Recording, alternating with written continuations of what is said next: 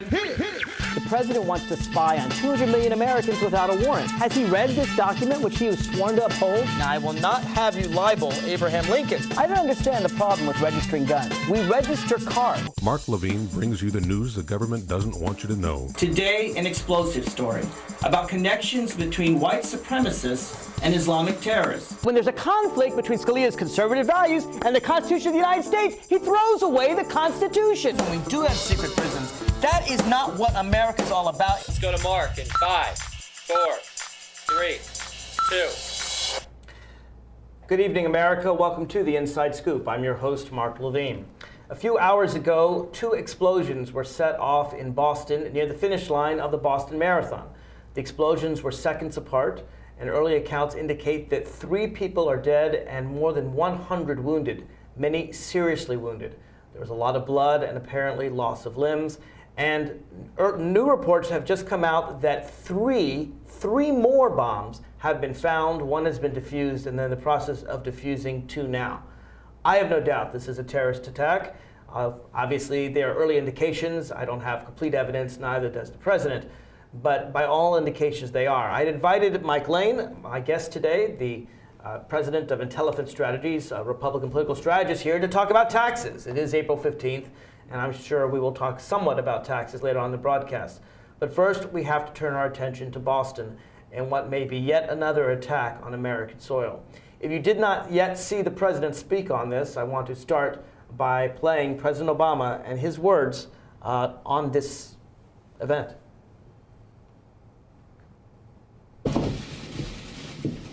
Good afternoon, everybody. Earlier today, I was briefed by my Homeland Security team on the events in Boston. We're continuing to monitor and respond to the situation as it unfolds, and I've directed the full resources of the federal government to help state and local authorities protect our people, increase security around the United States as necessary, and investigate what happened. The American people will say a prayer for Boston tonight, and Michelle and I send our deepest thoughts and prayers to the families of the victims in the wake of this senseless loss. We don't yet have all the answers, but we do know that multiple people have been wounded, some gravely, in explosions at the Boston Marathon. I've spoken to FBI Director Mueller and Secretary of Homeland Security Napolitano, and they're mobilizing the appropriate resources to investigate and to respond. I've updated leaders of Congress in both parties, and we reaffirmed that on days like this there are no Republicans or Democrats. We are Americans united in concern for our fellow citizens. I've also spoken with Governor Patrick and Mayor Menino and made it clear that they have every single federal resource necessary to care for the victims and counsel the families. And above all, I made clear to them that all Americans stand with the people of Boston. Boston police, firefighters, and first responders, as well as the National Guard, responded heroically and continue to do so as we speak. It's a reminder that so many Americans serve and sacrifice on our behalf every single day, without regard to their own safety, in dangerous and difficult circumstances. And we salute all those who assisted in responding so quickly and professionally to this tragedy. We still do not know who did this or why. And people shouldn't jump to conclusions before we have all the facts. But make no mistake, we will get to the bottom of this. And we will find out who did this. We'll find out why they did this. Any responsible individuals, any responsible groups will feel the full weight of justice. Today is a holiday in Massachusetts, Patriots' Day. It's a day that celebrates the free and fiercely independent spirit that this great American city of Boston has reflected from the earliest days of our nation. And it's a day that draws the world to Boston's streets in a spirit of friendly competition. Boston is a tough and resilient town, so are its people. I'm supremely confident that Bostonians will pull together, take care of each other, and move forward as one proud city. And as they do, the American people will be with them every single step of the way. You should anticipate that as we get more information, our teams will provide you briefings. We're still in the investigation stage at this point, but I just want to reiterate, we will find out who did this, and we will hold them accountable. Thank you very much. So that, of course, was the President of the United States. I think he said many important things there. First of all, I'm glad, Mike, that he went out quickly, even before he knew all the facts, to reassure the nation, to reassure Boston that he was on the ball, that the first responders were on the ball. And I want to share in his praise for those brave Americans who run toward a crisis rather than away from one. We saw that on September 11th. Firefighters, police officers, investigators. For all we know, there are people right now defusing bombs. Those are very brave, courageous, and heroic individuals. And I'm glad the President is praising them as we speak. It was a very appropriate comment. We'll see what we find out. I mean, the biggest thing that strikes me now is how little we don't know. Obviously, the President knows 20 or 30 or 40 times more than we know. That's true. The authorities in Boston know 20 or 30 or 40 times more than we know. We'll find out parts of it over the course of time, but it was a very appropriate tone into his comments. Unlike the President, I am not obligated to say things that I have certain knowledge of. I'm a pundit, not the President. I understand why the President did not refer to it as a terrorist attack, because he doesn't know that 100% to be sure. However, I am persuaded, I could be wrong, I play poker all the time and I make bets based on my best guesses, and my best informed speculation is this is a terrorist attack. I don't know if the later comments are true about the bombs being defused, but in my mind, when you have two explosions, not one could be an accident, but two explosions occurring in close proximity to each other on separate sides of the street, so it wasn't a chain reaction, and also occurring at a high-profile place like the Boston Marathon, that suggests to me that this is a terrorist attack. September 11th, I remember when the first plane hit, we weren't sure whether it was an accident. The moment the second plane hit, I and virtually everyone else around me was convinced it was a terrorist attack. So again, I could be wrong, but I believe it is one, and I don't know if you agree as well. I'd place the same bet that you would place. I've been known to play poker myself, and at this point, the facts as we know them and the evidence as we've seen it points to the high probability that it's a terrorist attack. I agree. And by the way, speaking of poker, a very close friend of mine, who you know well because you played poker with him at my house, ran the Boston Marathon. He is safe. It's Kenny. Kenny, we're glad you're safe. Apparently, Kenny's a pretty good runner. He was up in the first part of the pack and not in the middle part of the pack where the bomb hit. But it shows you how this event, the Boston Marathon, is an event that draws Americans from all across the country. It is, Boston Marathon, New York Marathon, the Marine Marathon are probably the three greatest marathons, and tens of thousands of people participate in these. And of course, it's a very American event, the Boston Marathon. It's certainly symbolic. It is Patriots' Day in Massachusetts. I was talking to a friend of mine who said, how do we know it's not a crazy person, a lone wolf, something like what we saw in Colorado or Arizona or the Newtown killer? And it could be. We don't know that for sure, but my guess is the fact that there were two explosions, they were on separate sides of the street, that there may be more bombs, and more importantly, that it's a high-profile place. Usually, I think someone who's mentally deranged, honestly, if they want to kill people, it's easier to kill people in a movie theater or a mall or just down the street in any of countless towns in America. Terrorists tend to go for high-profile events and tend to have political motives. Again, we don't know, but that's why I speculate it is a terrorist attack. As I said, I'd place the same wager that you would on this. All the earmarks of a terrorist attack.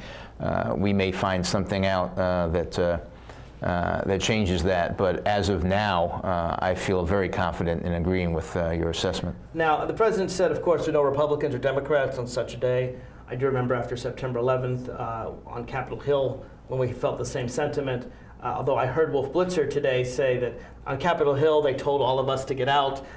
Just to correct the record, that's not true. I was personally in the Rayburn House office building on September 11, 2001. No one told us to leave except for a fellow staffer who knocked on the door and told us to get out. There were no warning systems. So just to correct the record, CNN and Wolf Blitzer, if you're listening, I'd like you to correct that record.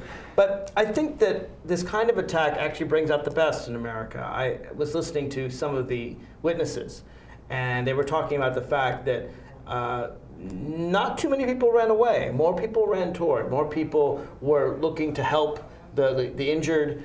And again, I think it just says something about the spirit of our country that rather than be frightened by such an attack, of course we're frightened, but people are more apt to help the injured than to run away from the fear. And it speaks to the people of Boston. It speaks to the spirit of America. Given the fact that it's been reported widely that there were additional devices that might have detonated, particularly in light of that, for people to hang around and make their offers of help and comfort and prayer for any of the victims, it does. I mean, you know, the president is right. There are no partisans. There are only Americans on a day like this. It's very tragic. It's very sad. But it raises the American can-do spirit. Like, yes. We're not going to. I hope we're not going to take this without pursuing it and getting retribution. It's been reported now that at least 25 to 30 people have lost at least one limb from this, an arm or a leg. That's obviously a large number of people, and I have no doubt at the president's determination, as well as those of Boston and Massachusetts officials, to get to the bottom of this and to put the perpetrators away. He said, we will find out who did this and why, and they will feel the full weight of American justice. And what I want to talk about with you is, and of course we're speculating right now, and I'm sure we'll have future shows where we know, I think we'll know a lot more, frankly, in 24 hours, we will. And a heck of a lot more in a week from now. We may we'll know more when we go to bed tonight. I think that's true. But it doesn't really matter to me whether it's a radical Islamic terrorist group or a homegrown terrorist like Timothy McVeigh. It is incumbent upon the authorities to find, and I have no doubt that they're putting the highest weight on finding out who did this and bringing that person or set of people to justice. On the one quote that you just quoted the president on, I hope. Well, as you pointed out, there's two possibilities here. It could be a homegrown thing, in which case the criminal defense, the full force of American justice, right, you know, is it. But if it turns out that this is an overseas foreign thing, I don't want to see the courts involved in this. I don't want to see American justice involved in this. This is an act of war, and they deserve to feel the full force of the American military, not the full force of American courts. When we come back, I want to talk about again. We're still speculating, but if it is a foreign terrorist attack, what we can do to prevent these kinds of things in the future. We can go to another war. Would that actually help diffuse the situation? I don't know. If you want to call in and add your 2 cents, please do. 488-888-MARK, 888-488-MARK. We'd love to hear from you. Too many women get hit by their boyfriends and husbands. Too many women are pressured into having unprotected sex. Half of the people in the world living with AIDS are women. It doesn't have to be this way. Together, we can change this reality. Let's strive for a world free of violence.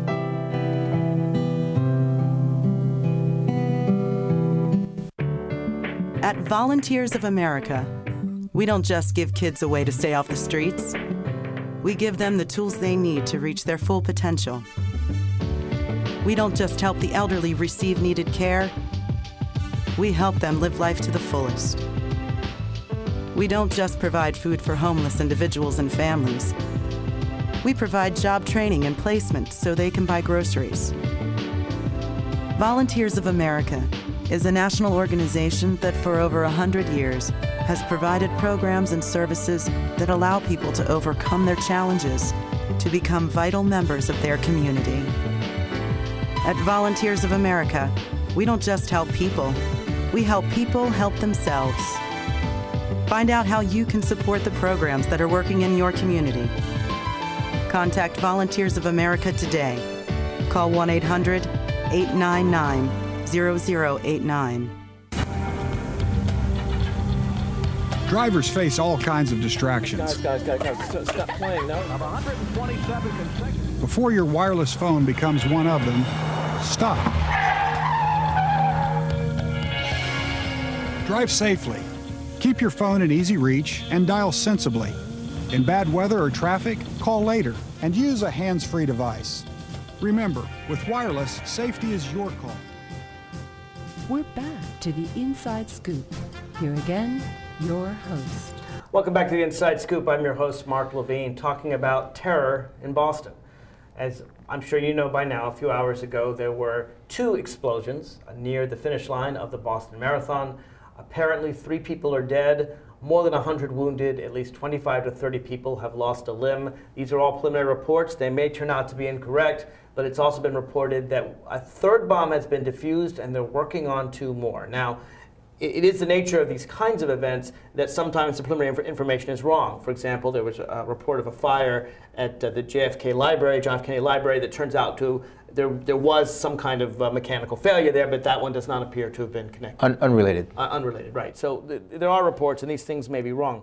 But I think already it's not too soon to talk about responses. After September 11th, of course, we went to war. We went to war in Afghanistan, where al-Qaeda was. We went to war in Iraq, where al-Qaeda was not. We spent, well, the reports I've seen now say a total of $6 trillion when you take account not just the money spent, but the future needs of all the wounded warriors that are coming home and are going to need health care and so forth. So the $2 trillion sort of directly and another $4 trillion in indirect costs.